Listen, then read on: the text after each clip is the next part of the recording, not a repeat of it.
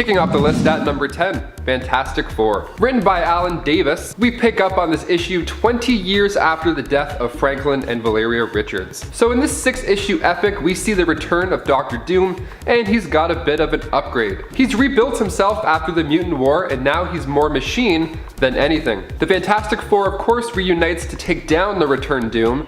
Now, I have to start this at number 10 because for an end story, it feels like they're just coming back together to save the day. The stakes are high, of course, but not too high. Still a great time nonetheless. But before we go on to number 9, if you guys could go ahead and toss us a thumbs up, because it really goes a long way for us here at the studio. You guys are the best. Thank you so much. Now back to some dark endings. Number 9, Doctor Strange. Written by Leah Williams, this 2020 comic marks the final days of Doctor Strange.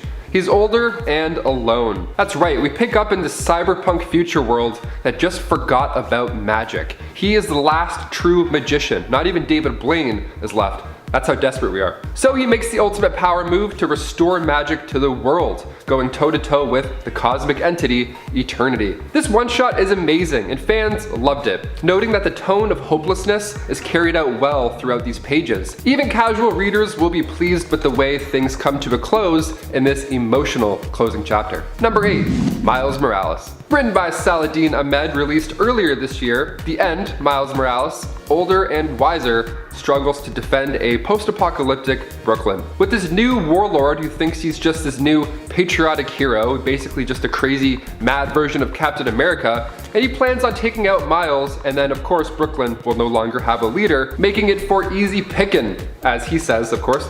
Now Miles needs to sacrifice himself to save the day, and it's quite a lot for a single one-shot, but it's a pretty fitting conclusion all in all. And it's 7, Zombie Hulk. Marvel Zombies is probably one of the most accessible alternate futures in Marvel Comics, according to multiple people. And I don't think that we need much of an explanation here as to why Zombie Hulk would be scary powerful. Hulk is already a brute with anger issues, but this story takes place in an alternate version of the Marvel Universe called Earth 2149, where all superpowered beings became infected by an extraterrestrial virus which transformed them into zombies. So the Hulk, who already had a passion for smashing, is now hungry for human flesh. Do you see where I'm going with this? On the wiki, his abilities are listed as genius level intellect, superhuman strength, superhuman speed, master combatant, and cosmic powers from when he ate the Silver Surfer and Galactus. But his hobbies also include devouring living flesh, which sounds like the worst dating profile ever, or the best. They even have a section for crimes he's committed, like genocide, cannibalism, and more. I wish they had that section on Tinder. That'd make things interesting. Number 6, Wolverine. We love to see an aging, dying Wolverine. I mean, Logan was one of the best superhero movies I'd seen in a very long time, and the R rating just needs to happen for some of these stories to be told, or at least have them told properly. So in Wolverine The End, we again see an aged Wolverine as he embarks to take down the last of the Weapon X program. All the while, he's dealing with himself becoming less and less immortal. So this 6-parter is a lovely time. It opens up with Wolverine in the snowy landscapes of Canada, struggling to even hunt a deer. A deer! And then he reminds himself how old he's getting, because as he tries to pull his claws back in, it pains him more and more. That's not a good sign. The voice in Wolverine's head does a lot of heavy lifting for the narrative, and watching this struggle is sad yet weirdly poetic. And on top of his personal problem, he has to deal with his long-lost dead brother in order to save America from a nuclear fallout. Fans have expressed how the final antagonist was a bit over the top in a story like this, but the soul-searching Logan must-do makes it worth the read after all. Number 5, Captain Marvel. Written by Kelly Thompson and brought to life by Carmen Carnero, we find Carol Danvers in the year 2051, just above the planet Nadrelia. She's been away from the Earth for about 50 years when she suddenly gets a call to return. Boom, Avengers assemble. She's super surprised as well. She can't believe that they had survived. On her way to Earth, she picked up some signals when she was close enough. One message saying that they need her on Earth, and then the next saying that they failed, that everything is gone. She arrives and the planet is frozen over. Kind of looks like Canada, not gonna lie. She thought it would be easier to see this many years later, but it still makes her tremble, and she said she hasn't even trembled in years, so it's a big moment. It was a shock, and then she meets the remaining heroes: Danny Cage, Molly Hayes, Fuse, Rogue's daughter Irene. Emma Frost is still around, saying you can't kill Fabulous. Amen, fair. So they need Carol to deal with a giant prehistoric mutated radioactive creature that came from from the sea, which she does, and it's of course a blast. But the big problem here is that the sun is dead, or it's awfully close to death, that is. So Carol decides to save the remaining heroes and the planet by restarting the sun. She references how she did something similar with Quasar, so she knew it could work. And the entire one-shot just pulls on your heartstrings, and it's truly a must-read. Number 4, Punisher. Written by Garth Ennis, this 2004 one-shot features a lot of F-bombs, like holy and takes place, of course, in a post-apocalyptic future, with the time being referred to as simply soon.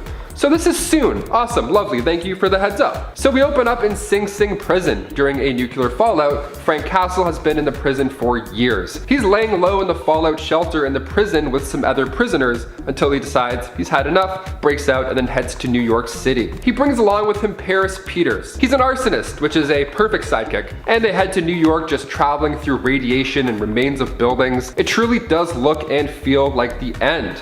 So they find the Manhattan bomb shelter and they get in, but they quickly pass out. Why? Well, because that radiation they ignored, it starts to finally kick in and cause effect.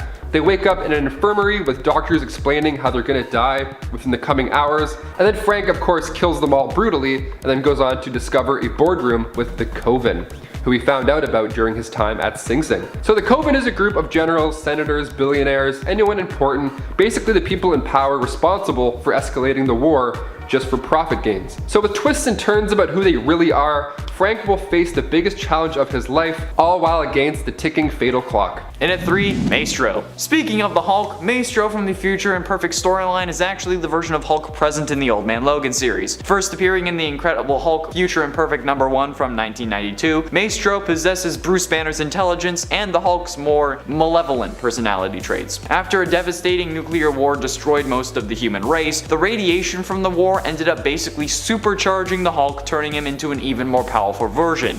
He then ended up violently interacting with his cousin, She-Hulk, which resulted in the birth of the Hulk gang. Yeah, I know I said I didn't want to get into it, but at this point I kind of have to explain this. This is absolutely terrifying because while Hulk is already a freaking monster, add more radiation, more power, and the destruction of a whole country, and Bruce Banner's intelligence, there's certainly something to be scared of. Not only that, but this was in 1992. They ran this story along with the whole Hulk gang thing in 1992. Nobody would do this now, let alone 1992.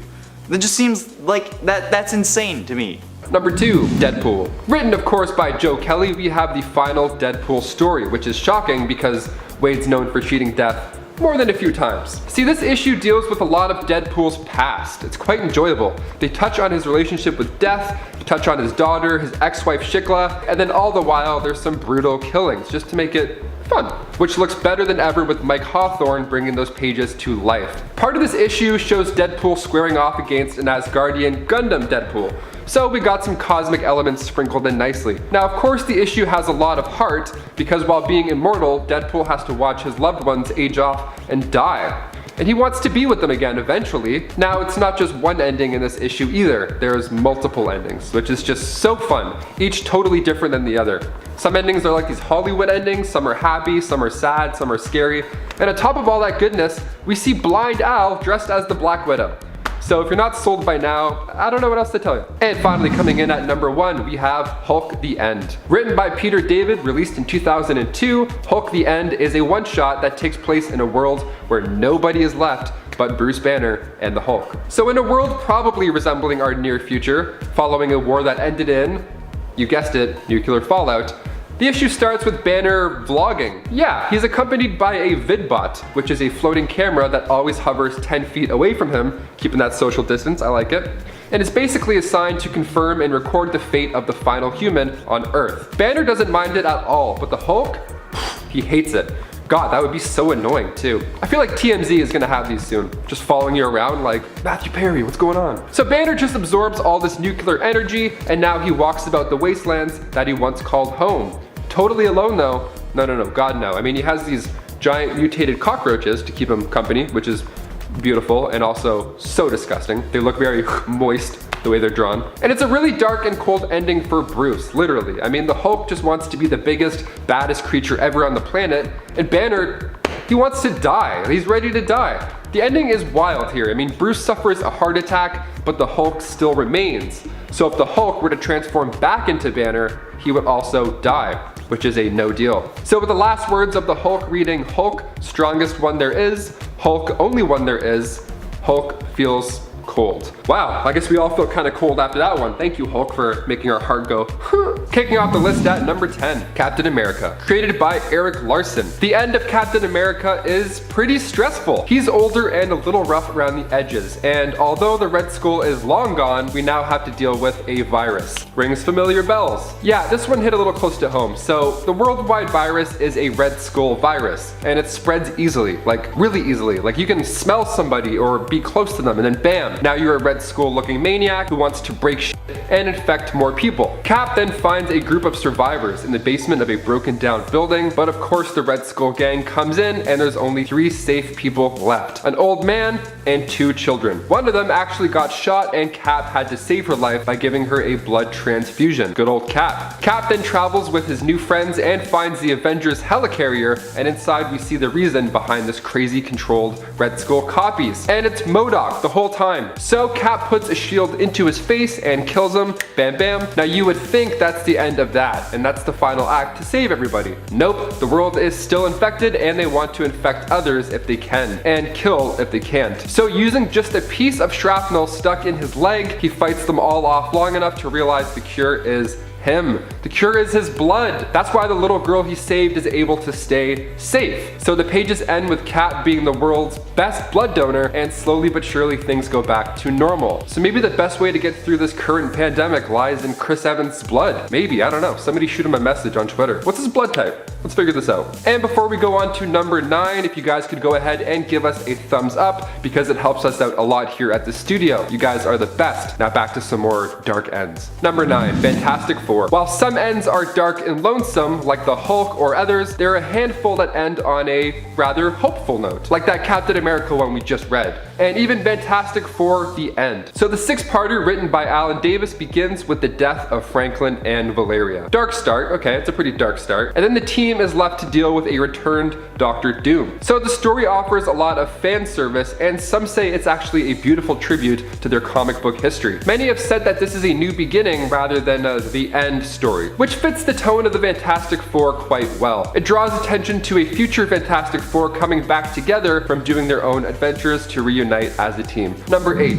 X-Men Volume 1. So there are 3 different X-Men The End comics, so I'll start her off of course with Volume 1, titled Dreamers and Demons. Written by Chris Claremont and art from Sean Chen, there are 18 issues in this series in total. Now, Chris Claremont's run on the X-Men from 1975 to 1991, fans have talked about a lot. Some even argue that that was the best run to date. So there was hype behind this end story. The verdict? Confusing, but interesting to most. It's a great start to this trilogy, full of callbacks, and while one would guess that the start of this miniseries would be another future that's dark and everything has gone to shit, but with Dreamers and Demons, the volume starts with mutants in a world where it's actually looking to be a better place. And for our mutants, well, Jubilee is a film director, Kurt Wagner is an actor, and Kitty Pryde is running to become the mayor of Chicago. Scott and Emma are married. There's a lot of good going on. The main plot in here is that the X-Men have to protect the world from Shi'ar. So there's a lot going on in the first 6 issues, but it only gets better. Number 7, Iron Man.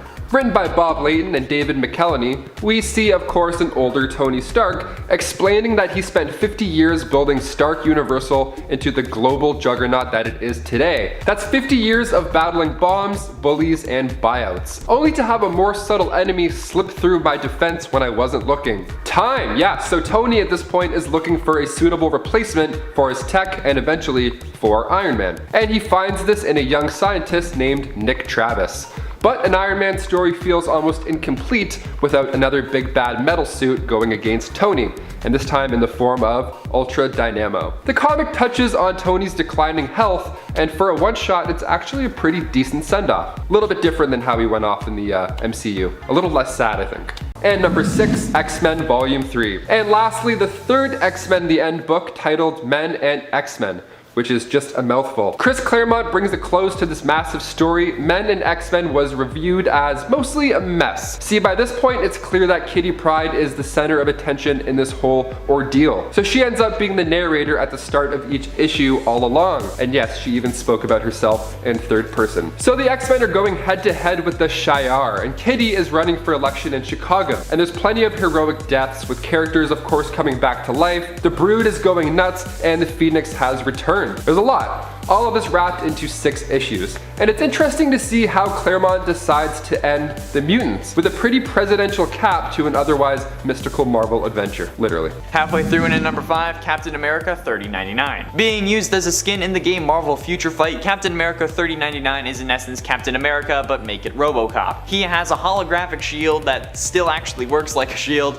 but is probably one of the coolest and weirdest versions of Captain America I've ever seen. It looks really sweet, and I'd love to see someone cosplay this. Like, maybe I'll be able to like grab a piece of like acrylic or something and make the shield myself, because like you can put the LEDs and stuff. It's dope. But he is after all the same old Captain America. So pretty powerful, but not as powerful as some other heroes. But I'm actually serious though, someone needs to make this shield. Whether it's the Hacksmith or Odin makes or something, I'll make this shield, okay? I will happily do my best to get the rest of the costume together, because this is like my next goal. Number 4, King Thor. Written by Jason Aaron and brought to life by Isad Ribic, we're treated with a lovely conclusion to the Thor God of Thunder series. So last time we saw Thor, he was battling the Butcher of Gods, the wielder of the all-black Necrosword, and now that blade has returned, this time in the hands of Loki. So it starts off quick too. Thor is fighting Loki, and he uses his hammer to ignite a napalm planet, and then in the final page of issue 1, we see the return of Gore. Turns out if you cut somebody's head off and throw the planet into a black hole, it still might not be enough. See, he lived through the sword. So Loki and Thor are now in a heap of trouble, and on top of that you have the secondary plot with Thor's granddaughters, and the way their journey combines with theirs is wonderful. I mean, this is an epic battle. The reviews are mostly, if not all, positive. With the announcement of Christian Bale joining Thor Love and Thunder as Gore, the God Butcher, one could only dream the scale of the excitement comes close to King Thor. Number 3, Venom. Written by Adam Warren, Venom the End is a tale older than time, or something like that. See, the one-shot spans over 1 trillion years, with Venom traveling through space and time, and it starts off with the symbiote dealing with the death of Eddie Brock. Or not dealing with, rather, is I guess more appropriate. So Venom is now set on bringing back Eddie, and bonding with everybody in the universe sure is one way to try and make that happen. That's right, Venom becomes the guardian of the last organic beings in the universe. It's wild. Each page is just covered with content. It takes time to really absorb it all, because it's a pretty wild ending, and it's beautifully drawn as well. Cruz delivers these epically detailed space battles that complement one of the best Venom stories ever created. Straight up. Number 2, Future Imperfect. Written by Peter David with the illustrations of George Perez, this 2-part adventure gets dark. Seeing our heroes grow up on the screen and on the page is a wonderful thing, usually. I mean, not all endings are happy, evidently, but what about other characters living out their days? Like the Hulk, for example. Making his first appearance in a vision in the Incredible Hulk Volume 2, Issue 401, the Maestro is the main antagonist in the Incredible Hulk Future Imperfect story. So the story takes place about 100 years in the future after a nuclear war put the planet close to extinction. An alternate future version of the Hulk, Maestro, had been absorbing all this nuclear radiation this entire time, and he ended up becoming the most strongest thing on the planet in the meantime. Massive increases in strength and anger, plus the brains of Banner made him arguably unstoppable. And it's terrifying. If you want to see a proper Hulk vs. Hulk showdown, Hulk Future Imperfect is perfect for you. And finally, number 1, Secret Wars 2015. Everything dies. That's right, written by Jonathan Hickman, this storyline recalls the original Secret Wars from 1984, and it picks up after the time runs out Avengers storyline ends. So themes of destruction are imminent in this story. The interdimensional incursions have wiped out every dimension one by one, so now we get a collision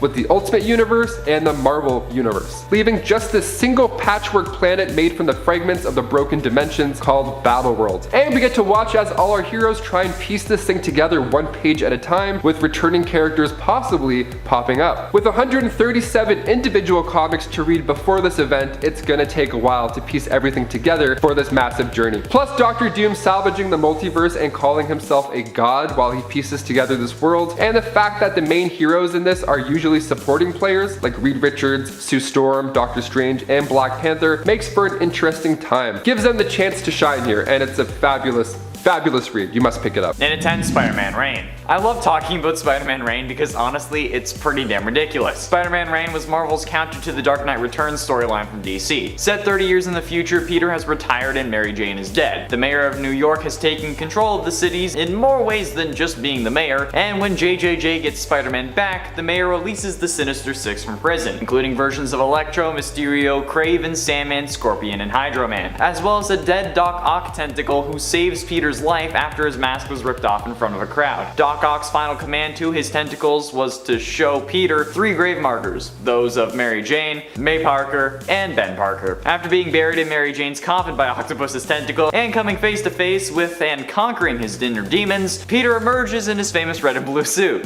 which he had secretly buried with her. Cause yeah. It's also revealed that the mayor, Edward Sachs, is actually Venom, who plans to turn all of New York into an army of symbiotes. But the worst part is when it's revealed that MJ died because of Peter's radioactive swimmers. I guess having a kid with a superhero is a kinda risky business. Give me that episode of Sex Send Me to the ER.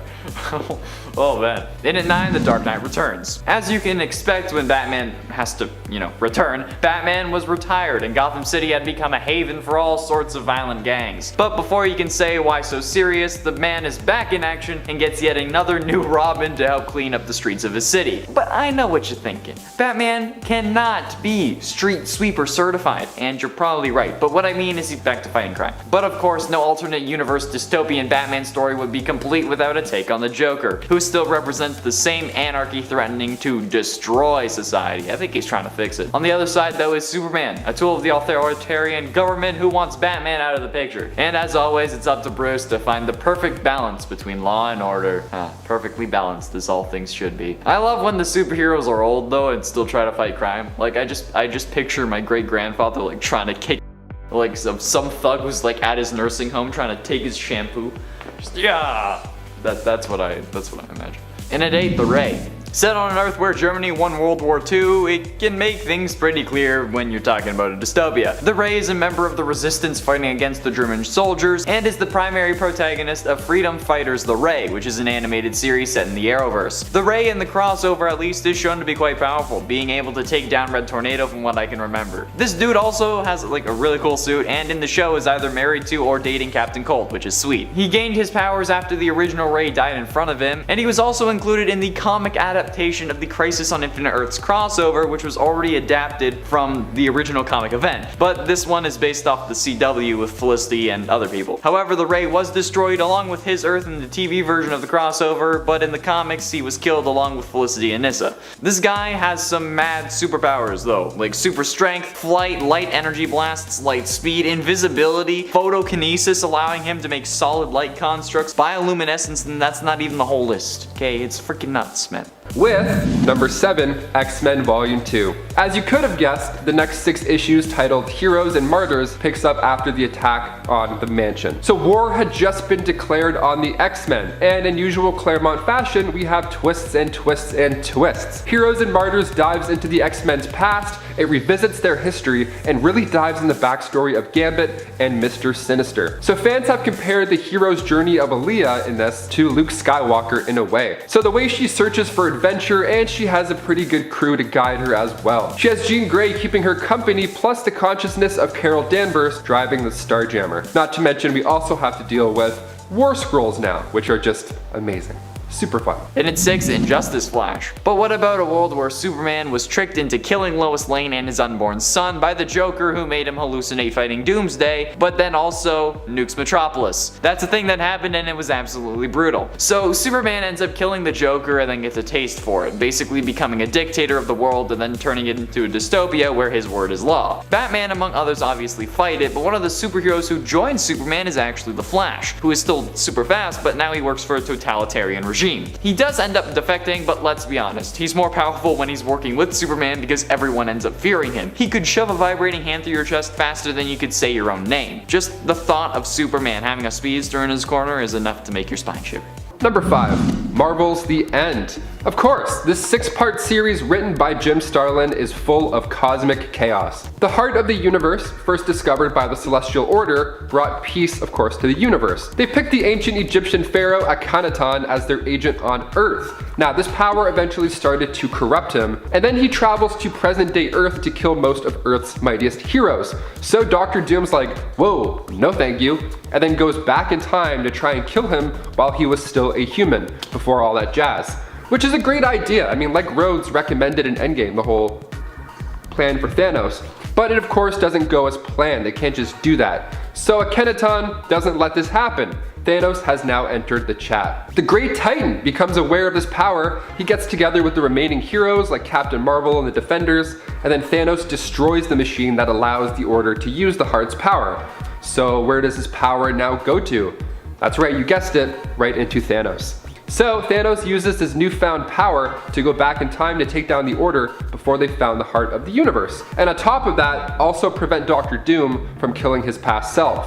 And to make matters worse, the Living Tribunal gathered a bunch of, cosmic beings like Eternity, Infinity, Death, Galactus, and the Celestials to stop Thanos. In it for Old Man Logan. The dystopia in Old Man Logan is about as screwed up as it gets. It was, after all, the inspiration behind the Logan movie, if you didn't already know. The original comic run of this story was all about Logan and a blind Hawkeye traveling across a country that had been completely conquered by supervillains. Those villains included the Abomination, Magneto, Dr. Doom, and Red Skull. The other villains that appear also include a venomized T-Rex. No, I'm not kidding. And the Hulk gang, which is a whole other can of worms I don't really want to get into. Eventually though, Hulk and Logan have one final face-off, toe-to-toe, shot for shot, and Logan ends up decapitating the Hulk and then is on his way, finding a new sense of purpose, wanting to take the country back from the supervillains who took control, which is a noble yet probably lost cause, because let's be honest, would he really have won in that scenario? I don't think so. Number 3. Deadpool Kills the Marvel Universe by Cullen Bunn. So this issue was released August 2012, and just the front cover, you know you're in for a treat. So what's the story here? Why does Wade want everybody in the Marvel Universe dead? Well, it all starts when the X-Men put Wade into the Ravencroft Asylum in attempts to heal his insanity. But of course the Doctor wasn't too good at handling such a task, and also he happened to be Psycho Man, so things went south. So the Doctor actually brainwashed Wade in hopes to shut down all of his inner voices, but it worked. The only downside was those voices were now replaced with voices that were encouraging him to kill everybody in the Marvel Universe. You guessed it. So right off the bat, the series draws you in. It opens with the Fantastic Four facing off against Wade, and it's wild. Reed Richards' face is like melting off. Sue has to watch Deadpool kill Johnny, and then she dies, and then that's just in the first few pages. And then of course the Watcher ends up taking us back to the beginning, how it all started with Dr. Psycho and all that mess. And it's honestly a really fun run. Not for the faint of heart, but easily makes our list here as well. Penultimately, and at number 2, Kingdom Come Superman. Yet another world where Lois Lane dies, except this time it's directly at the hands of the Joker, who had flooded the Daily Planet with his own toxin, killing everyone but Lois, who had managed to locate a gas mask. However, she tried to attack the Joker, but then Joker cracks her skull. Superman returns and Lois succumbs to her injuries and dies. As the Joker arrives for his trial though, he's killed by a new superhero called Magog. But then, Magog ends up being acquitted of his charges, which just makes Superman appalled, because the public is embracing a killer. But I mean, like, let's be honest, they do that anyway. Already disheartened by the death of Lois Lane, Kal-El abandons his life as Superman and retreats to the Fortress of Solitude, where he spends the next decade. Superman eventually returns to reform the Justice League with the goal of capturing heroes who followed Magog's example and took to killing, which results in many a battle and a nuke targeted towards metahuman genes. But in the end, Superman starts dating Wonder Woman and they end up expecting a child. Hopefully Joker doesn't make you think you're fighting Doomsday. Finally, in at number 1, Dr. Manhattan. Dr. Manhattan is considered the most powerful superhero in comics because he possesses basically unlimited powers. He debuted in the graphic novel limited series of Watchmen, published in 1986 and 1987, but Manhattan later on became a major player in the DC universe. He was revealed to be responsible for the Flashpoint event, which ended up creating the New 52 timeline in the process, something that removed 10 years of history of DC characters, and he did it on his own. So How could I not include Dr. Manhattan on this list when the Watchmen comic is very dystopian? The dystopia in Watchmen is caused by superheroes who thought that they could save the world but ended up leaving it hollow and broken. And Ozymandias makes another dystopia on top of that, thanks to him thinking that the only way to fix the world would be to destroy it. I still don't get this thought process, but I also totally get this thought process. Like, thinking that the world needs a reset, I understand, but actually trying to reset it is something else entirely.